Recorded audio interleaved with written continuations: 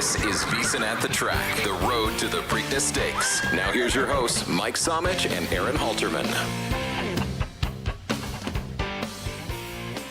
What's going on, everybody? Welcome in VSiN at the Track, road to the Preakness. Aaron, just one day away from the second jewel of the Triple Crown. However you may be catching us, be it on YouTube over at VSiN Live or the replay on Saturday morning, 9 o'clock Eastern on VSiN proper or any of the terrestrial radio stations, as well as SiriusXM channel 158.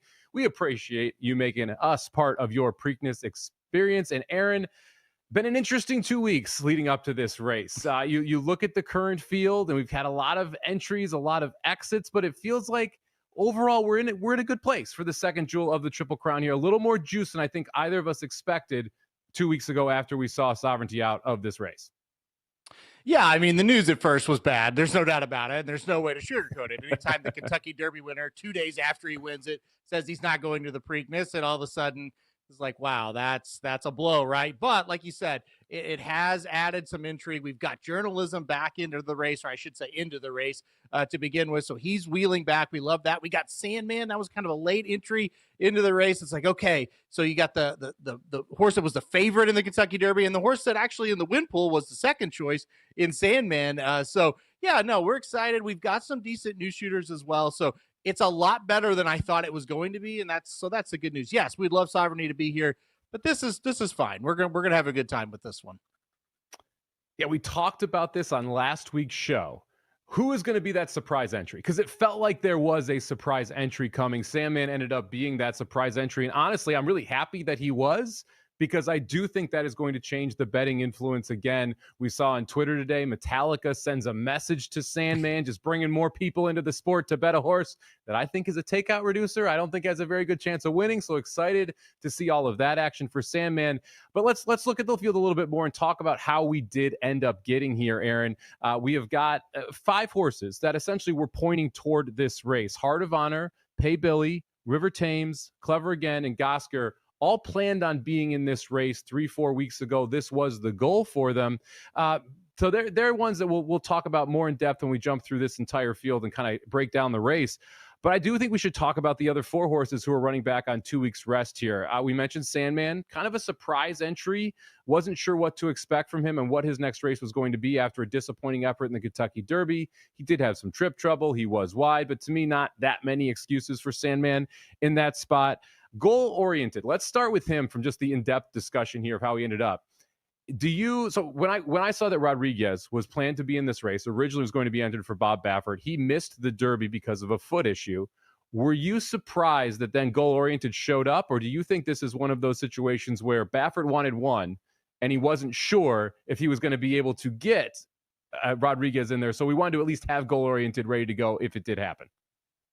I think you nailed it right on the head, Somich. I think that's exactly what happened. He was targeting this race with Rodriguez right after he couldn't run in the Kentucky Derby. I think Bob Baffert believes that Rodriguez is his best current 3-year-old that he has. So, once the Derby thing didn't work out for Rodriguez because of the foot injury, he said, hey, that's all right. We'll go to the Preakness. We'll be tough in that spot, right? And then the foot injury is still a problem for this horse. So, yeah, it's just like, well, look, I've got this whole horse goal-oriented. I think they were kind of planning on trying to run him in a stakes race next anyway after he won the allowance on Kentucky Derby Day. He ran in the 3rd race on Kentucky Derby Day, obviously a much softer spot, but he was able to win. And I think they were thinking, okay, stakes next for goal-oriented. And then when Rodriguez couldn't run, I just think they made the decision of like, look, he's doing fine. He bounced out of the race okay. Let's take a shot with the Preakness. And also another thing I think we got to remember, when they committed goal-oriented to the race, we still weren't sure about Journalism, and we had no idea about Sandman. So I just think he kind of thought, look, he's a decent horse. He's doing well. The race hasn't come up all that strongly just yet, so let's send him here. Now, Bob Baffert has been the master at this race, right? He's won it 8 times. He won it with a horse named National Treasure, who at the time of the running of the Preakness wasn't like that highly thought of a horse. He ended up being a decent horse kind of after the Preakness once he won that race. But I think goal-oriented, it's just like, look, I go up here, I win a lot, he kind of fits, let's take a shot. I don't blame him, but this definitely was not the target for goal-oriented. It just became the target with the injury to Rodriguez. And I remember all of that during the next segment, folks, because we are going to break down the race in full next segment here. And goal-oriented, one of those horses that, spoiler alert, I'm not using in this race because of everything that Aaron just broke down. The fact that this wasn't the goal, that I feel like he wanted Rodriguez in this race. And because he wasn't, we decided to throw goal-oriented in because, again, Sandman and Journalism weren't in the race when goal-oriented decided to enter. So this became a lot tougher after goal-oriented reinserted himself in here. American Promise, the 3-horse here, got bet down from 30-1 to 12-1 on Kentucky Derby Day in the Derby. He was part of that pace presence early. We only saw 1-horse Owen Almighty even come close to surviving what was a torrid pace in the Derby. I'm not surprised he's wheeling back here. Do you have any interest? This was one of those buzzy horses in the Derby. Do you think this is another horse that gets buzzed in the Preakness, and do you have any interest in using him? Well, look, I do think he is going to get a little bit of buzz because of the trainer. D. Wayne Lucas is the trainer of American Promise, and obviously he won this race last year with Seize the Gray. So I do think people will look at that and bet American Promise. Look, here's what I'll say positive. You can draw a line through the Derby for American Promise. He chased the pace. He faded. Look, he was going to run about 15th or 16th once he was chasing that pace, and that's what he did. The problem for me is I don't have a lot of interest in him. I didn't have any interest in him in the Kentucky Derby. So even if you drew, for me, when you draw a line through the Kentucky Derby race, it's like, okay, let's look at his other ones. Nope, still don't think he's good enough. And that's how I feel about him here. But look, Lucas runs his horses back quick. That's what he does. That's what he likes to do. He can do it well because he does it, like I said, a lot. But still, I just don't think this horse is good enough. And I think that's where the problem comes in for me. Yeah, hey, we can make excuses for him. Maybe he's going to run a better race here. But is he good enough still? The answer for me is still no. I don't think American Promise is good enough to win a race of this caliber. The other late entry and the horse wheeling back on 2 weeks is the number 2 Journalism, your 8-5 morning line favorite right now. Journalism is going to go off shorter than 8-5, Aaron. Most likely somewhere around the even money mark, if I had to guess, on race day. Now, I wanted to save Journalism for last because I think this is the most interesting discussion of these 4. He clearly worked the most in the Kentucky Derby 2 weeks ago. He had the hardest race, ending up running second to Sovereignty. I thought he ran very, very well. He was back and forth on whether or not we were going to see him in this race specifically. We heard from Michael McCarthy. He wanted to see him work out multiple times before he was going to make a decision. What do you make of Journalism deciding to come back and end up here? Is he shooting for the softer spot of the Triple Crown races, or do you think this was the plan all along and he's just ready to go and ready to roll?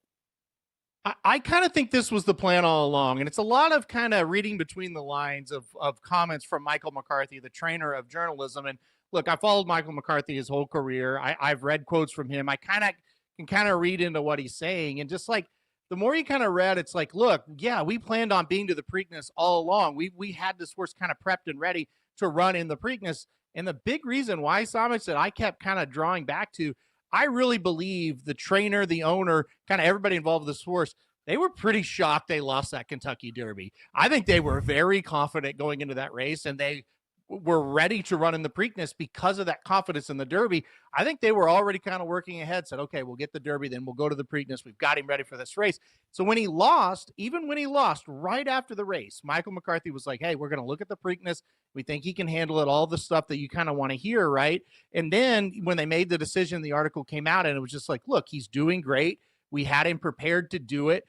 You know, he didn't come out and say, hey, I'm shocked we lost the Derby, but he kind of was like, he ran really well, and we thought maybe we could have won the Derby there, and we're excited to run him back. We're excited to see what he can do. So it's nothing but positive signs for Journalism as far as, you know, what the trainer is saying. And Michael McCarthy's not a guy that'll kind of BS you, right? He kind of tells you how it is. And so I don't think he's trying to hype up his horse. I think he's got supreme confidence. And the big thing for me is after you lose that Kentucky Derby, there's no pressure to wheel that horse back. They're bringing him here because they're confident and they think he's doing well. So all positive signs for me on Journalism. And look, over the history of the Preakness, horses coming back on 2 weeks rest, they've done pretty darn well. As far as last year, the top 3 finishers were back on 2 weeks rest. 15 out of the last 20 Preakness winners have come back on 2 weeks rest. So there's a lot of positive signs with Journalism. I think he'll show up and run a big race. Yeah, I remember Epicenter, War of Will, who got messed up in the Derby by Maximum Security. He comes back able to win the Preakness. The 2 week turnaround, to me, if the horse is prepped for it and ready, not nearly as big of an issue. I think people forget As a 2-year-old, Journalism ran 3 races in 7 weeks, including winning the second of those races and then a graded stakes in the third of those races. So this is a horse that has shown he is able to come back and bounce back from that. Now, we're going to dive into the complete field in the next segment. In the third segment of the show here, we've got 2 preps that we're going to talk about, 2 races we're going to deep dive into to give you some more bets from Saturday. Make sure you stick around here on YouTube, or if you're missing the live show, head over to @VSiN Live over on the YouTube page. During the breaks, we'll be talking about some of these races as well. But Aaron, before we jump into all of that, let's just talk about the weather real quickly here. It rained a lot earlier in the week. We saw a sloppy track for the training runs for all of these horses. It looks like we're going to dodge some weather here. At the current time, it doesn't look like we're going to get any additional storms. We have a good to fast main track and a good turf. Do you think we'd avoid the weather tomorrow? And if we don't, is there any horse in the Preakness you think it really adjusts their outcome? Well, listen, you always hate to go, I think we're free and clear, because that's when something happens weather-wise, right? So you never want to just like relax about it. But certainly what the setup looks like and what the forecast looks like, it's a lot better than what we were hearing earlier in the week. Like earlier in the week, I was hearing like, oh, Friday is just going to pour all day. It looks fine out there now. It came earlier, like you said, right? So I think we're good. Look, I think if it does rain, Journalism kind of showed he can handle the sloppy track in the Derby. He ran well over it, right? So I think that's going to be a good kind of feather in his cap if it does rain, but I don't think we have to worry about it. I think we're in good shape. I think we're going to be free and clear. I'm pretty confident we're going to have a fast track and maybe even a firm turf course come tomorrow.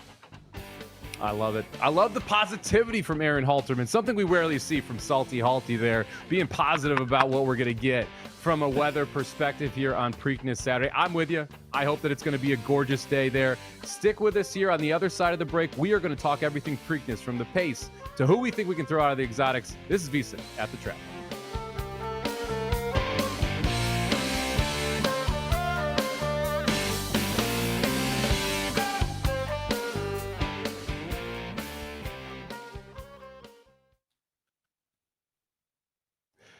Hey, welcome in everybody who is joining us over on YouTube. Appreciate all of you there jumping in live. If you have any questions, feel free to fire them off in the chat. We'll happily answer them as we go through these breaks. Planning to cover race number 10 on Friday during the second break, race number 12 during the third break, and then, of course, after the show, we'll have a little VSiN at the track after dark talking the Black-Eyed Susan, which runs later today for the fillies. Aaron, just to kind of extend the weather discussion, because I think it's one that you like, as someone who does this every day, every time we go on a show, do a hit, one of the first questions we get asked is, how will the weather affect this if it does rain? I've been saying this for 2 years now. I don't think it makes a big difference with a lot of these horses that are at the upper echelon of our sport at this point, because all of their sires were great on an off track. If it's curling, if it's Into Mischief, if it's Gun Runner, if it's Not This Time, Justify, they all crushed over off track surfaces. Much of their pedigree does very well over an off track as well. Yeah, absolutely right. You just kind of look at the horses that ran well over it. Yeah, in the Kentucky Derby 2 weeks ago, they all had great pedigrees for it, and they ran it. And even though they hadn't really been over it, a track like that yet, it worked out. The other thing I'll say, the only time I worry about a track, if it's like a drying out track where it's kind of in between sloppy and fast, like it'll label it muddy, but it's just, that's when you can get really weird results. When a track is sloppy, it usually is okay. And then fast, obviously, is where it plays the most normal. But like a sloppy racetrack, it usually plays pretty fair. It's that muddy that I get scared about. So as long as we don't have that, I really don't worry about it too much. And don't ever seal it right before the race. That makes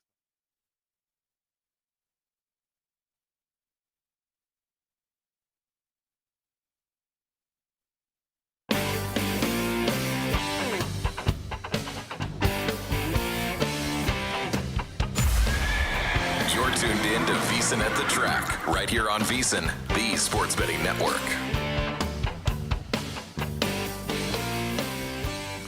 Welcome back in here, VSiN at the track, road to the Preakness. It is time, Aaron, to dissect this race forward, backward, and every way in the middle here. And the first thing I do whenever handicapping a race, you got to look at the pace of the race. It seems like we have 2 horses that want to go directly to the front here, the number 1 goal-oriented and the number 8 clever again. Do you agree with me on that point? Do you think there's anyone else here that may try and tussle with those 2 early?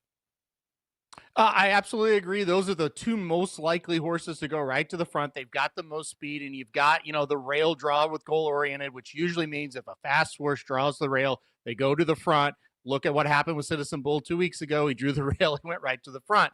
So yeah, Clever again. All he's done is go to the lead in his last two races. I do think there is one other horse that is really going to play a big factor, and that is the number 3 American Promise. This is a horse that chased the pace, like we mentioned in the first segment, in the Kentucky Derby. And look, I don't think the pace is going to be quite as fast, which means I don't know that he's going to be chasing the pace. I think he's going to be right on the lead with those horses. The Derby, we analyzed and we analyzed. We said it's going to be fast. It's going to be fast. And it was. I think we're looking at the same kind of thing here. A lot of times in the Preakness, you don't get a fast pace. But this year, with those 3 horses signed on and 2 of the 3 drawn towards the inside, I think they're going to go fast against Somich. I don't know if we're going to get like 46.23 that we saw in the Kentucky Derby, but I think it's going to be a pretty fast pace up front. I do too. And I was kind of lukewarm on this being like a lightning quick pace. Like I was thinking maybe 47-2, 47-3, somewhere in that range when I first went through the race. And now the more that I've dove into it, I think we're going to see a 46 again. I don't know who backs off. I think Goal Oriented and Clever again, both just pedal to the metal, go. And that makes or forces a situation where both of them believe their best chance to win the race is in going from gate to wire. I agree with them. I do think that's their best chance to win. And I don't think either of them really wants to back down. You've got Flavian Pratt, you've got Jose Ortiz, both very good front of the race riders, but both will know, hey, we need the lead to be able to try and win this race and be able to hold off horses like Journalism, horses like River Thames, Sandman later. So I do think that just having those 2 really forces the pace. And then the idea that American Promise is in here, who clearly the 3rd fastest horse in the field, and we knew wanted to be forwardly placed in the Derby, you got to think the instructions are the same. So even if Goal Oriented or Clever again misses the break, it feels like American Promise kind of takes up the mantle for that horse who misses it and is able to go forward. Now, at the movies with Brian, who loves the movie Seabiscuit, by the way, wanting to ask a question in the chat here. Do you think historically it's better to be a front runner in the Preakness? So Aaron, front runners in the Preakness, do you want someone on the lead over this Pimlico racetrack? Oh, absolutely you do. Absolutely. Historically, it has been great to be on the lead. Now, historically, though, a lot of those times, the paces aren't as fast as what we're projecting. So keep that in the back of your mind. But you listen to the question, yes. And look what happened last year. Dwayne Lucas brought a horse named Seize the Gray to the Preakness. He wasn't highly thought of. Now, he did win the Pat Day Mile just 2 weeks earlier, so he was kind of rounding in the form. But what did he do? He wasn't the fastest projected horse, but their instructions were to take that horse right to the front. He went gate to wire, and he just never stopped. And so that's why with American Promise, yes, he doesn't project to be the fastest horse. But Dwayne Lucas, his last 2 Preaknesses, because he also won with Oxbow, who went gate to wire as well. So again, yeah, maybe on paper, American Promise isn't the fastest, but Dwayne Lucas is looking, he goes, okay, this is how I win the Preakness Stakes. I've done it the last 2 years. Send him and let's see what happens. Also with Bob Baffert, you look at National Treasure, a horse that I mentioned in the first segment. He really wasn't that highly thought of coming into the Preakness. Now, he became a great horse after that, but coming into the Preakness, he wasn't all that good. But what did he do? He sent him right to the front. He got away with slow fractions, and he was able to win that race. So, yes, it is much better to be in front in the Preakness compared to a race like the Kentucky Derby. Still, though, we're talking about races, or I at least brought up races where the paces were pretty slow. It still has to set up where that pace isn't blazing fast. And so that'll still be a key. But, yes, historically, you need to be forwardly placed in this race. Well, I love how you put that caveat in there. Those races all had slower paces. One of the things you need to remember about the Kentucky Derby, there's 20 horses, 19 horses, whatever it is, but the qualifying routes include one-turn miles. They include shorter races that allow early speed horses, faster horses that really have no chance in the race into the race. And because of that, it forces the pace in the Kentucky Derby. The Preakness does not have that same qualifying system. It's horses that want to come here, want to run in this race. And because of that, we don't usually have 4, 5, 6 horses with speed signed on. I think this is actually a unique year from a Preakness perspective, where we have, in my mind, 3 legitimate speed horses and another 2 or 3 horses that could be forwardly placed. usually when we look at these Preaknesses, it is 1 or 2 speed horses, and then you've got a bunch of stalkers and a couple closers. This year, this field, the makeup of it is just very different. Now, goal-oriented, American Promise, Clever Again. 3 horses that we think are going to be forwardly placed in what is projected to be a pretty fast pace here, Aaron. I know what I think here. What do you make of using these 3 horses in exotics? Are any of them making the ticket for you? Do you think this is just chuck the speed? That's what I did in the Derby, worked out great. What is your thought on how to use the speed in this race and whether it's a play against or play on? The only one I have interest in is the number 8, Clever Again, and I have serious interest in him. So the number 8, Clever Again, and it's 2 reasons for me. Number 1, he is the horse drawn outside of the speed, so he can his jockey, I should say, can kind of make a decision. If the 1 and the 3 are out there going like crazy, maybe he asks his horse to just kind of sit off the pace. Don't go all the way out there with them.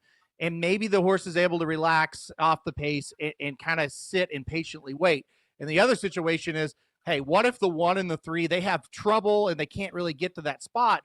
Well, the 8 can kind of look over and go, hey, I can get the lead all of a sudden, cross over, and then Clever Again would be in a perfect spot. So I think because he drew outside Clever Again, I do have a lot of interest in him. The other thing for me, yes, Clever Again has 1 gate to wire in his 2 races, but if you go back and watch the replays, it's not really because he's headstrong to get the lead. He is a horse that kind of just has fallen on the front end because he was just naturally faster than everybody else. Now, I'm not saying, hey, I think he can patiently wait if he needs to. I'm saying there's a better chance for him to be able to do it than the other 2 horses, in my opinion, because of A, where they've drawn, and B, I just don't see him as like this crazy horse that just absolutely has to have the front. So I have a lot of interest in the 8, Clever Again. I don't have a lot of interest in any other speed horse in this race. Yeah, I'm completely out on American Promise. I don't think Goal Oriented wanted to be in this race. I think it was supposed to be Rodriguez, and this is the afterthought of that. So I'm not a big Goal Oriented fan. I agree. If any of them stick around, it's Clever Again, who probably has the most upside of those speed horses as well. Did look very good in his 2 wins, but they were against shorter fields with easy leads. So still has a lot to prove here on a step up in class, with also having to deal with a lot more pace pressure. A couple of the horses we haven't talked about yet. Heart of Honor, coming over from overseas, ran second to Admire Daytona, who ran last in the Kentucky Derby, but does come from off the pace. Any interest here as an exotic horse with Heart of Honor? I don't. I know you do, so I won't take a lot of time on Heart of Honor. I just don't know. I didn't really like the UAE Derby as a prep race at all. Now, I didn't think Admire Daytona was going to run last in the Kentucky Derby, and I don't really hold that against Heart of Honor all that much in this spot.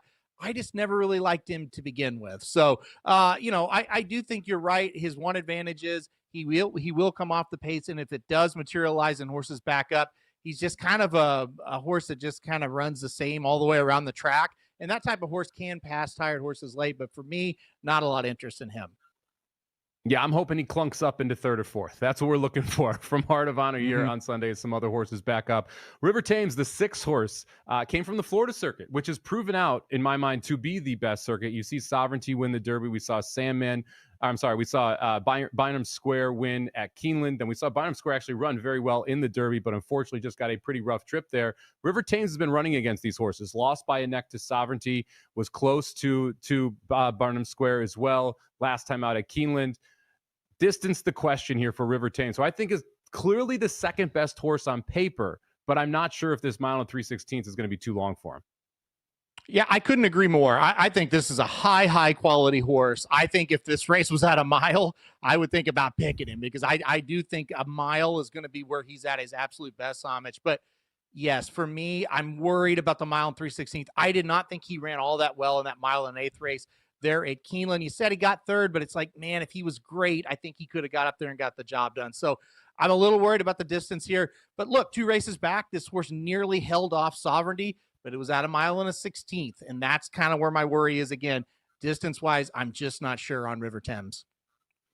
If you are looking to bet the Preakness, or if you're looking to bet any other races across the country, make sure you head over to firstbet.com. Bet the Preakness Stakes with First Bet and get rewarded. New customers can use promo code VSiN200 to score 20% rebate on all wagers for the first 60 days, up to $200. That's win or lose, you get money back. Download First Bet app and visit firstbet.com/bet. Use promo code VSiN200 to get started today. That's firstbet.com/bet. Promo code VSiN 200. Now, when we come back here, we've got to talk about some of the undercard, Aaron. It's not all about the Preakness. We've got stakes leading up to it. We're going to talk the Grade 3 Maryland Sprint. We're going to talk the Grade 3 dinner party here on the other side of the break. Thanks for joining us here, VSiN at the Track.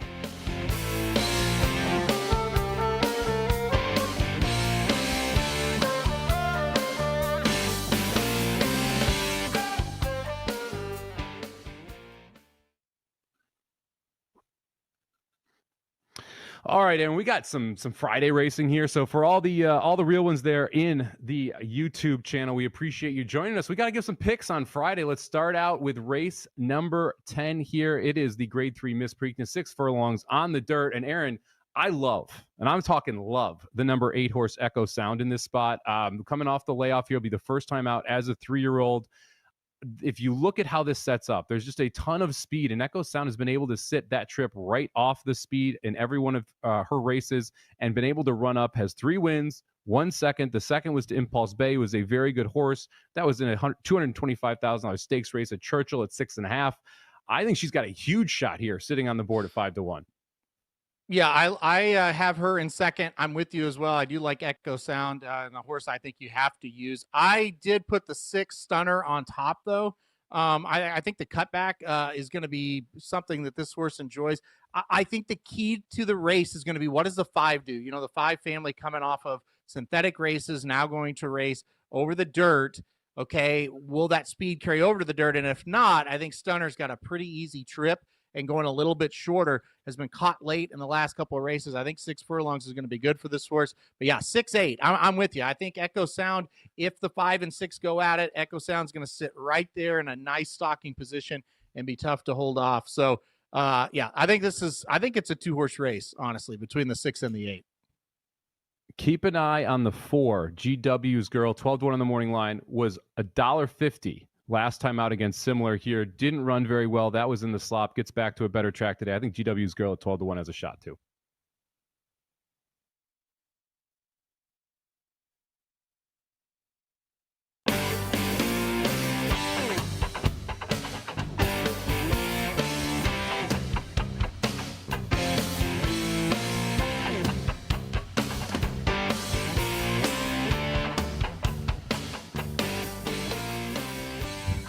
Welcome back in here to VSiN at the Track. Road to the Preakness. We are just one day away from the second jewel of the Triple Crown, Aaron. All eyes over at Pimlico. Could be the last time we see a Preakness at Pimlico. We're going to go under major renovations after this specific meet. And the next couple of Preaknesses is probably going to be over at Laurel. So we unfortunately did not get the Churchill, Laurel, Saratoga Triple Crown, but we will most likely get Laurel the next couple years at least. So enjoy this final Preakness from Pimlico for now. Not saying it's that forever, but for now, final Preakness from Pimlico. But we got that undercard to talk about, Aaron. Phenomenal racing all weekend over at Pimlico. Multiple graded stakes here on the Saturday undercard. And we're going to start out with the Maryland Sprint, a grade 3 event. And this one drew really interesting. Your favorite trainer, Steve Asmussen, has the favorite in the number 6 Booth here, 7-5 on the morning line. Is it as simple as just take Booth and move along? Or you think we can dig a little deeper here, Aaron? It's over. Booth's going to take him gate to wire. I love Booth in this spot.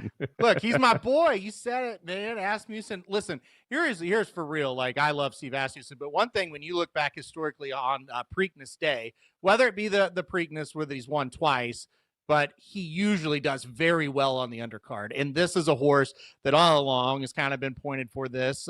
Look, Steve Asmussen here with the number 6 Booth, and he is a horse that has really come on as of late. He was a horse early in his career. They thought he was going to be really good, and he kind of was just kind of lackluster.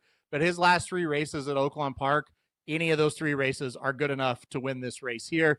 And Asmussen's son, Eric Asmussen, hopped on this horse for the 3-race win streak.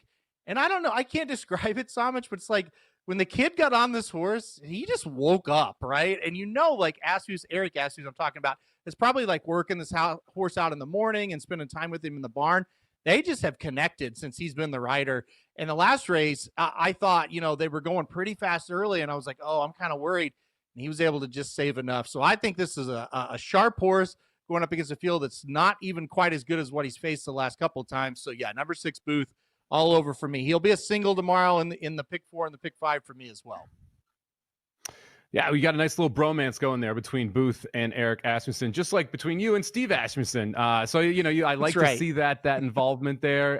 Now, we picked this race not because we both like Booth and Booth is 7-5. We picked it because I actually think you can find prices underneath. The number 7 Epic Ride wants to go. The number 5 Concrete Glory wants to go. The number 3 Celtic Commander wants to go. The number 1 SS Sinatra wants to go. You know who doesn't want to go? 90% Maddie, 15-1 on the morning line. The 4 horse here, I think, has a huge shot to run up into the Exacta. I actually don't hate using this one in the pick 4, pick 5 if you're trying to get a big upset, because this is going to be just absolute balls to the wall right from the gate with all of these horses wanting to go. And 90% Maddie, the one who is just going to be chilling and waiting for his opportunity to be able to run up here. Who do you like underneath? I like the 2 and the 4 underneath. I'm going to play a trifecta, 6 with 2-4 with 2-4. I'm going to have some 6-4 exactas. What's your way to attack this race after Booth? I like the 7 Epic Ride in second, and I'm going to go just a straight Exacta 6-7 in this spot. I think, look, when you like Booth up top, you got to be pretty thin with your wagers, and kind of like what you were saying as well. So I do like the 7 Epic Ride. Look, coming out of a tough race, last time out ran in the Commonwealth at Keeneland and didn't do all that poorly, got 4th, but it's the second race now over the dirt. I think we're going to see improvement from this horse, and it's just an easier spot as well. So I like Epic Ride. I like the class. He has done his best running on the synthetic, but he's ran in some tough races over the dirt and been okay. He hasn't won any, but they've been a lot tougher races than what he faces here. So Epic Ride in the class, I think he hangs around and gets second. That's the 4th race tomorrow, Saturday's card from Pimlico, the Maryland Sprint Stakes. Let's jump way ahead in the card, Aaron. Let's go all the way to the 12th race, the Grade 3 dinner party, a 1.125 over the turf course, the event right before the Preakness. I love playing me some dinner party into Preakness daily doubles as well, especially if you like a price here. This is a highly competitive race. We've got 13 horses that are potentially signed on to head postward in this way. Your favorite actually all the way on the outside, the number 13, Tricari. Who has been a horse that has been the bane of my existence. I remember when this horse ran on Derby Day 2 years ago and won at 40+1, and I had both horses behind it at monster numbers, and somehow Takari was able to hold on that day and made Mike very sad. Anyway, who do we like tomorrow, Aaron, in the dinner party, the Grade 3, the 12th race from Pimlico's Saturday card? Some of these horses, you just don't ever forget them because they broke your heart in such terrible ways. Tricari would be one of those for sure. I remember that quite well. Look, I think Tricari is the best horse in the race, but I do not like the draw. I think he drew pretty poorly in this spot. I like the number 10 Fort Washington, 5-1 on the morning line. And I know the criticism is, he has lost some races where you kind of, once it was over, you're like, man, he should have done it. But you just kind of look at the last 3 races with this horse. He did get a win last time out in a Grade 3 race at Gulfstream Park. He beat a horse named Major Dude. That's a horse I would probably play if he was in this spot. So I thought that was kind of a race that projects really well for this one. 2 races back, he ran in the Pegasus World Cup Turf. He got beat by a horse named Spirit of St. Louis by a couple of lengths. Spirit of St. Louis came back and helped me cash 2 weeks ago at Churchill Downs in their big turf race right before the Kentucky Derby. So I thought that was a very good sign there. And then 3 races back, again, faced Major Dude and only got beat a neck and was very competitive. So you just kind of look at the running lines. This horse has been running against good ones. Can he beat the good ones? Not often, but sometimes. But he's always competitive. And then you get into this field and it's like, okay, the favorite drew the 13 hole. Who else am I afraid of with Fort Washington? Nobody really, right? So give me 5-1 on Fort Washington, the 10 horse. I think he's got a big shot here. Yeah, I think this is a good race to take a chance. And you like one, Shug Trainee. I'll go with the other Shug Trainee, who does not have a jockey announced yet, which is a little bit concerning here. But the number 3 Signator, I think, is a very, very interesting horse in this spot. Let's rewind to Signator's early career. This is a 5-year-old son of Tappet. Sold for $1.7 million at auction. They thought this was a Derby horse. They thought this was going to be one of the best 3-year-olds in its class 2 years ago. Look, things just didn't go Signator's way. He got up to that mid-90s buyer on the dirt level, so became a very good dirt horse, but never able to get over the hump. Ran second in some key spots. Then they decided in his last 2 races to switch him over to turf. And you know what happened, Aaron? The light bulb came on. All of a sudden, you're seeing this horse run very well over those 2 races, able to come from off the pace, first in a $100,000 optional claimer, and then comes back in an overnight $100,000 stakes and clicks off his first stakes win of his career in his second career turf race. I think this is just a better horse on turf. Sometimes with Tappet specifically, it takes a while for them to be able to mentally figure out what they're supposed to be doing on the track. Now you found the best surface for this horse. I think there's a lot of upside. Third off the layoff for Signator, who is 8-1. The other Shug McGahee outside the 10 on the morning line. Now, one horse I think we have to talk about, the number 9 Irish Aces, 10-1 in this spot. And this is one that we both like. I was able to go gate to wire last time out, Aaron. But, I mean, I believe we don't need the lead. This is a horse that could stalk, sit second or third, and still be able to win the race at a nice price. Yeah, I think this is a very interesting horse. Like you said, we both do like the number 9 Irish Aces at 10-1. And I think it's a situation where this horse really never went to the front. And then last time out, the horse, they were like, let's take him to the front and see what happens. And he won. He looked great. That was an allowance race at Keeneland. This is a stakes race, but it's not that big of a jump up. I think he'll be able to handle that. And I'm kind of with you. I think if they break and he can get the lead, which is possible, I mean, that's great. That's kind of what we want. But I'm with you in the fact that, look, if he gets outran a little bit early, he can sit in like third and then make first run on the leaders and be a little bit ahead of the two horses we were talking about with the Shug McGahee horses. He's going to make first move and he's going to be ahead of them turning for home. And then, look, if the light bulb kind of came on last time out and he's able to kind of get a hold of that lead, maybe he won't let it go again. So I thought the last race, he really woke up and showed us that he's a decent horse that's got a little bit of ability. And like, much like the 3, and I agree with what you said about the 3, it kind of just seems like the horse is starting to figure out and the trainer starting to figure out where to kind of put him. That's kind of how I feel with Irish Aces. Not so much the trainer's figuring out where to put him, but the horse is starting to figure out what he needs to do. So yeah, he's an up and comer. And look, I'll say it again. It's not like we're facing monsters. This is not a great field. This is not like 2 weeks ago when we were talking about the turf race right before the Derby. And it's like, oh man, these are really good horses. This is a lighter field. It's a good spot to play a horse like the 9, a horse like your 3, and a horse like my 10. Yeah, this is a grade 3 minus. We'll put it that way. It's a little lower than normal grade 3 competition. Now, Isaiah coming in the chat saying, hey, can I bet the 3 horse with no jockey? Feels like no one is holding them back, and that will be amazing. Yes, you can bet the 3 horse. He will have a jockey on race day. You're not getting the 100-pound weight break there, although it would be pretty interesting to see what would happen there if we did see the 3 run off without a jockey. So there will be a jockey on the 3 tomorrow, hopefully, as long as we are in the race. In Signator, who's sitting there at 8-1. He is my top pick in the dinner party. Aaron going with the number 10, Fort Washington at 5-1. This is the 12th race on the Pimlico Saturday card. If you're looking to get involved, make sure you do it over at firstbet.com. Now, we are about to come back, Aaron. You know what that means. Final segment, we're turning for home, and we are giving out our bets for the 150th running of the Preakness Stakes. We hit the Super last week. We hit the Pick 4 last week. Let's see if we can stay hot here at Pimlico, baby. Stick with us right here. VSiN at the track, road to the Preakness.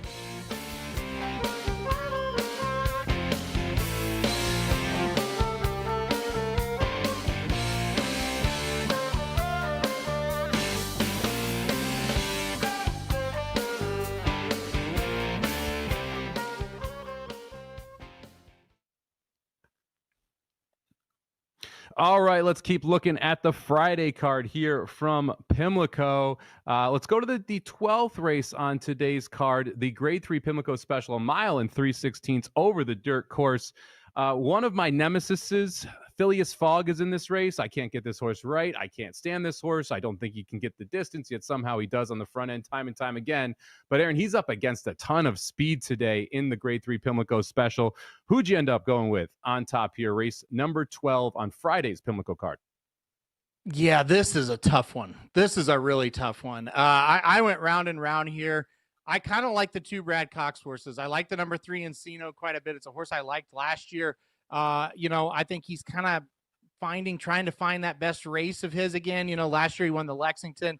He came back and won an allowance. Last 2 races, I don't really like the spots. I think it's a good spot for him. So I like Encino, and I also like the number 8 Star of Wonder, coming off 2 wins in a row. Got to step up in class today, which is going to be a little bit questionable. But like you said, boy, does it just kind of seem like this is a mess of a field. And if you're going to step up, this is a good spot to step up. Yeah, I can't go with the 3 just because of the speed that's signed on here. I think it's going to be someone who wins this race from off the pace. I do like the 8 here, Star of Honor, probably going to end up being your favorite. We did have a Pyrenees scratch out of here, the 7 horse, which was a huge scratch, most likely going to be your favorite.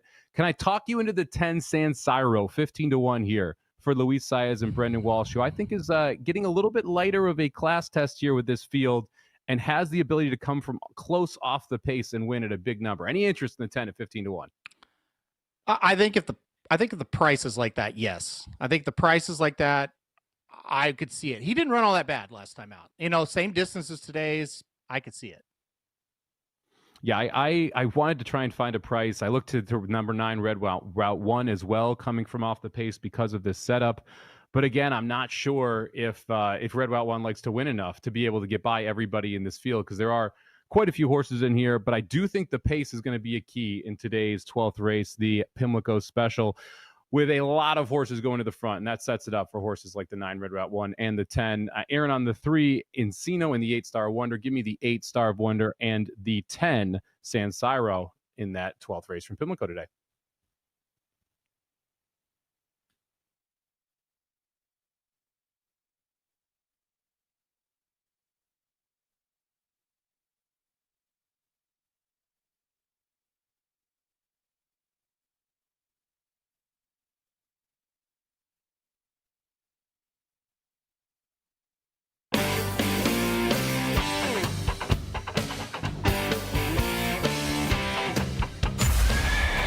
You're tuned in to VSiN at the Track, right here on VSiN, the sports betting network.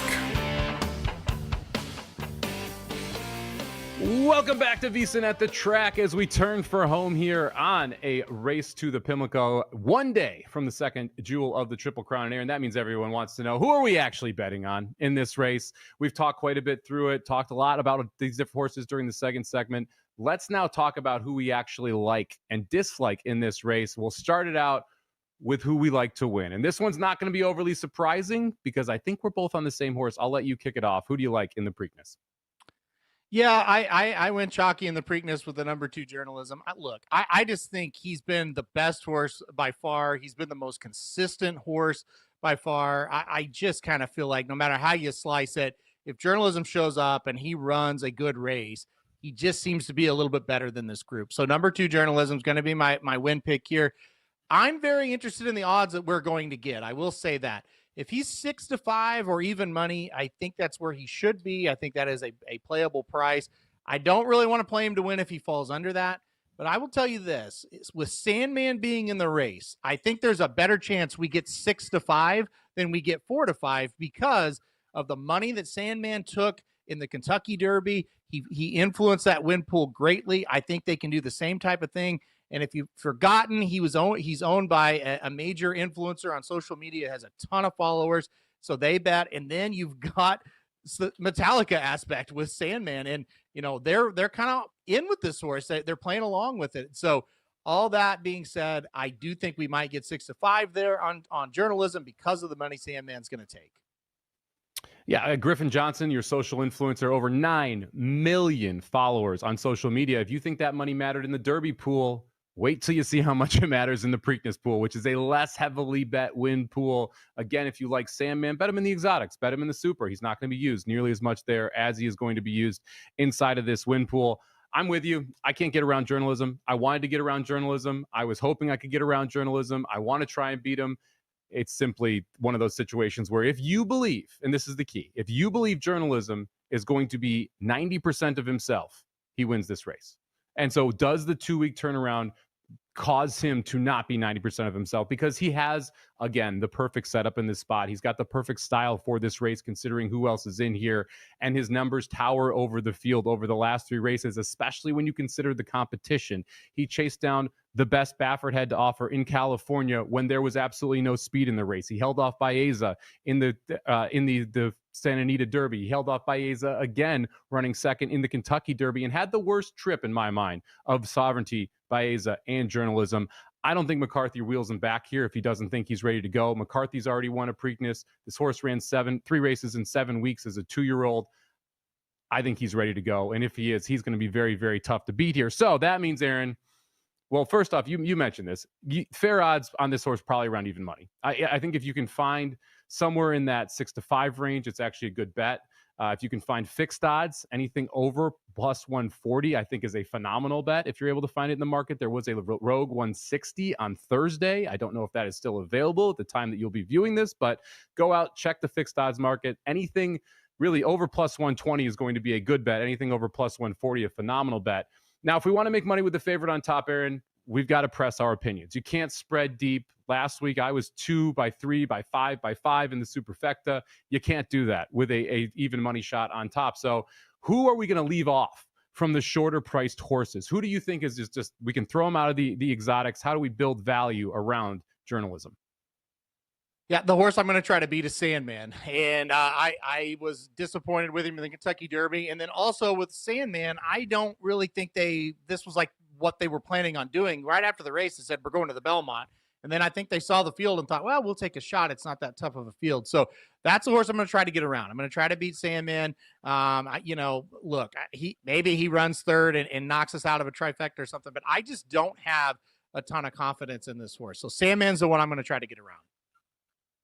Yeah, I agree with you. I think Sandman is one that you can avoid in the exotics. I will be upset if he runs up to fourth in the Super, and I wouldn't be shocked if Sandman runs fourth in this race. He is capable of doing so, but if you look at Sandman and you go back and you say, well, his win is the Arkansas Derby. That's what I'm betting. That's what I'm highlighting. Okay, well, who did he beat in the Arkansas Derby? You go back and you look through that field. It's not great, guys. It's not, it's Publisher, it's Coal Battle.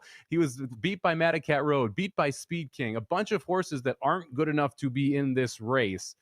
It feels like Sandman getting overvalued in the markets, especially the win market, which may boost up the price there. I also lean toward the number one Goal Oriented as someone I think you can chuck out that is a shorter price on this field. Was able to win 2 weeks ago, going 1 mile and 16th at Churchill Downs. So he's coming back quickly, much like a few other horses in this field. You know who ran second in that race? A horse named Hypness, Aaron. Do you remember Hypness and how much I liked Hypness in the Arkansas Derby and how bad he was and how much he kept letting me down? Hypness got the perfect setup in all of those races and couldn't run a lick. Then he faces Goal Oriented, and he really should have beaten him. He got in trouble at the top of the stretch, then forgot how to run straight, middle of the stretch, still only lost by a length. If Hypness is within a length of Goal Oriented, I'm not interested in using Goal Oriented.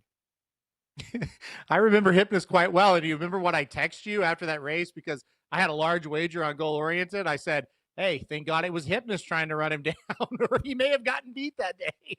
So, yeah, I do remember Hypness quite a bit. And I remember saying, I don't know that I would support Hypness in this race back, 6 weeks ago when we were talking about him.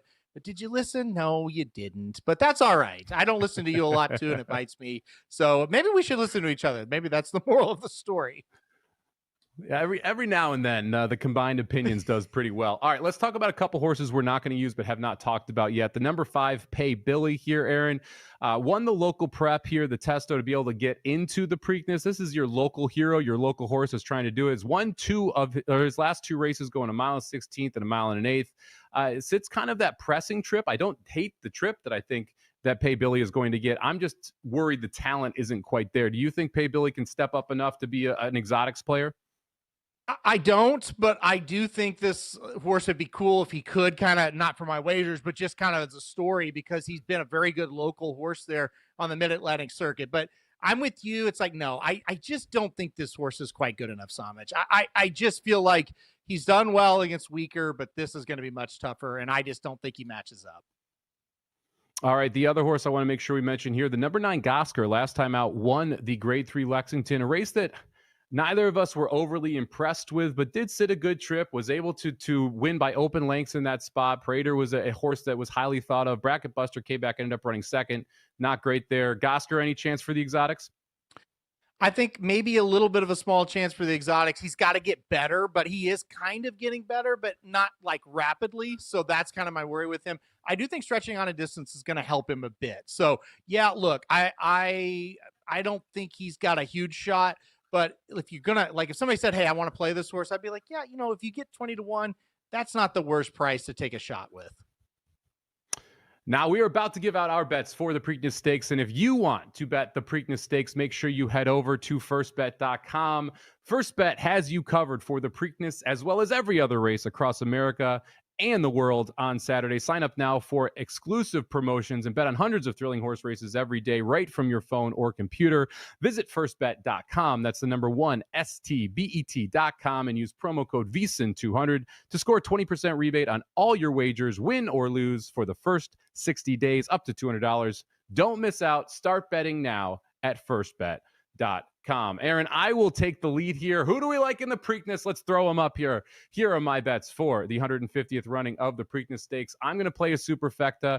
I'm going to do it for $5 instead of $1 because I am putting Journalism on top. So give me the 2-horse Journalism in the first spot. I want to create some value in this, and I'm going to do that by playing the 4 Heart of Honor. He's going to come from off the pace. I think he has a big opportunity to be able to run up into this Superfecta and as high as second place in it.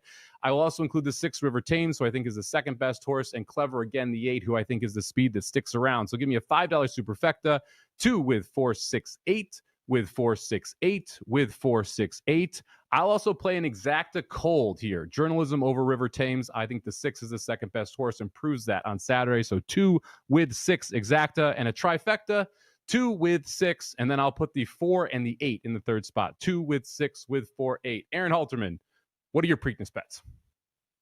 All right, yeah, short and simple for me in this one. I'm not going to play the super. I just couldn't get there with horses I think offered enough value. I'm going to play just a straight Exacta, $20 straight Exacta, the 2 Journalism with the 8 Clever Again in second. So 2 over 8 there for that one. And then I'm going to go with the try. I'm going to go 2 Journalism on top again. I'm going to put the 6-8 in the second spot here. I am going to put River Thames in there. We talked about him. Hey, he's got talent. We just don't know how much talent it is. We don't know if he can get the distance, but I'm going to put him into the 6-8. And I am going to go 1-6-8 in the third spot. I am going to use goal-oriented. In the back of my mind, I keep thinking, Baffert's won this 8 times. Maybe this horse just kind of sticks around. Maybe horses like Sandman just aren't fast enough to catch him. I'll do that. So 1-6-8 in the third spot for me. Thank you very much for joining us here, VSiN at the Track, Road to the Preakness. Make sure you join us on Saturday. Mad Dog Sports Radio, VSiN XM, Sirius XM channel 158, VSiN proper from 6 Eastern to 8 Eastern for the Preakness. Thank you very much.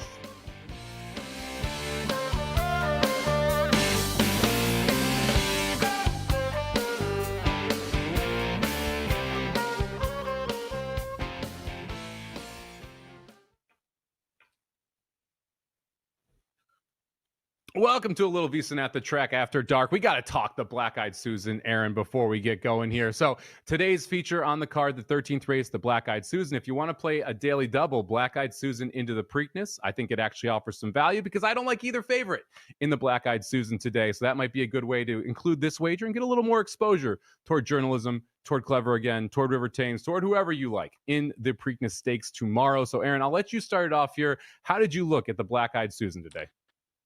Well, I couldn't agree more. I don't like the favorites either. I did not play the 3 or the 4. I took the number 6 Paris Lily on top. This is a horse coming off of an allowance win there at Keeneland last time out.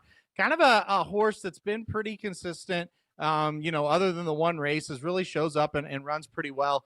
The big thing for me is this is just it's a horrible field. Like, these horses are not very good. And so I think the 6, if she breaks well, and if Rosario does what he should do, which is 50-50, I think the 6 gets the lead. And if you get the lead in this spot, they might not come catch you. So I took number 6, Paris Lily on top. I took just took a shot. I look, this is a bad field for this level, but it's a really good betting race because, again, I can poke so many holes in the 3 and the 4 that I want to try and beat both of them. I have the 7 Reply on top, 8-1, a horse that has run twice. She's going to run for her 3rd time. If she takes a step forward, I think she has a logical progression that makes her a real player in this race, and this 8-1 price is nice. I think the 8, Amarth, also one that you have to include on tickets here.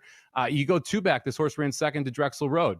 Drexel Road ran second in the Kentucky Oaks. That was a pretty good second behind Good Cheer last time out.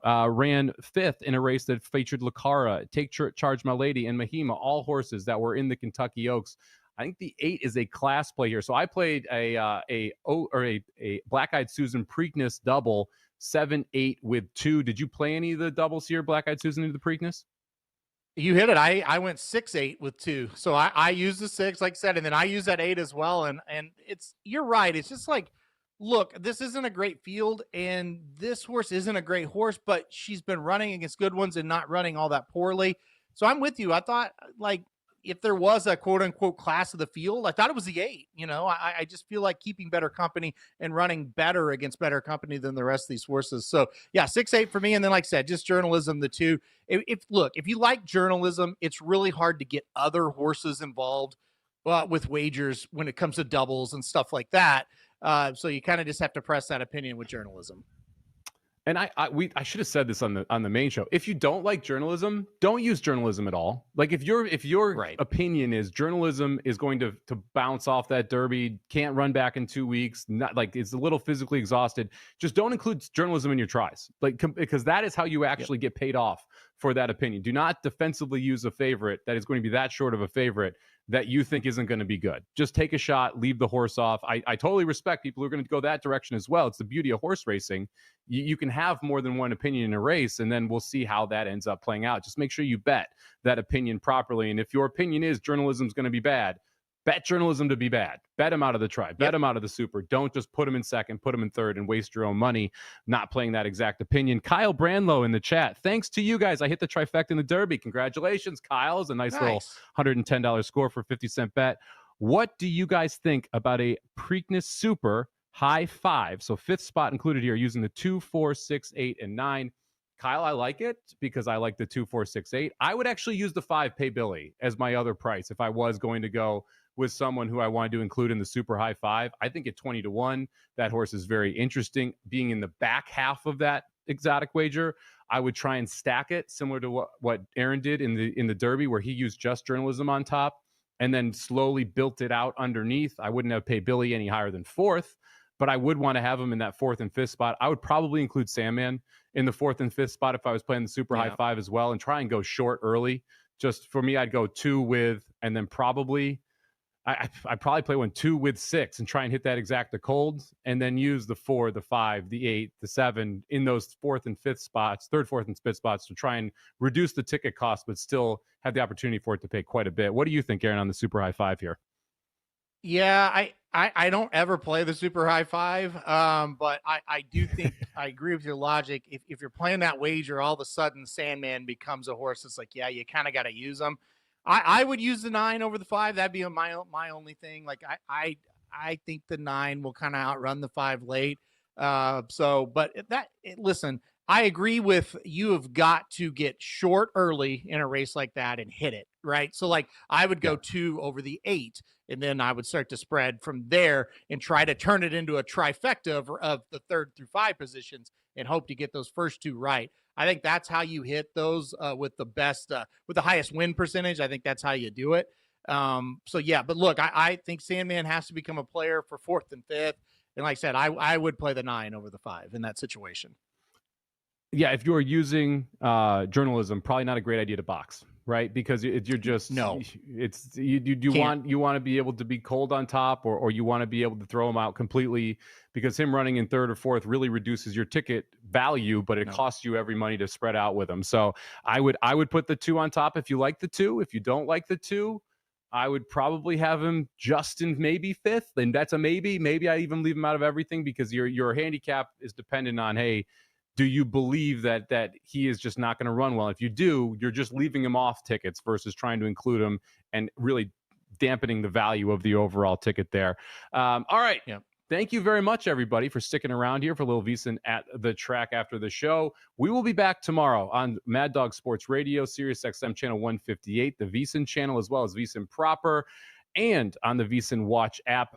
Make sure you check us out. That's 6 to 8 Eastern, leading you up into the Preakness and then through it. We'll talk about if any of our bets have changed. We'll talk about if there's any big-time news, scratches, changes, the weather, everything you could possibly want. Make sure you join us there. A special VSiN at the track live on Preakness Day. Thank you very much for tuning in here on YouTube, and we will see y'all next week. Same time, same place.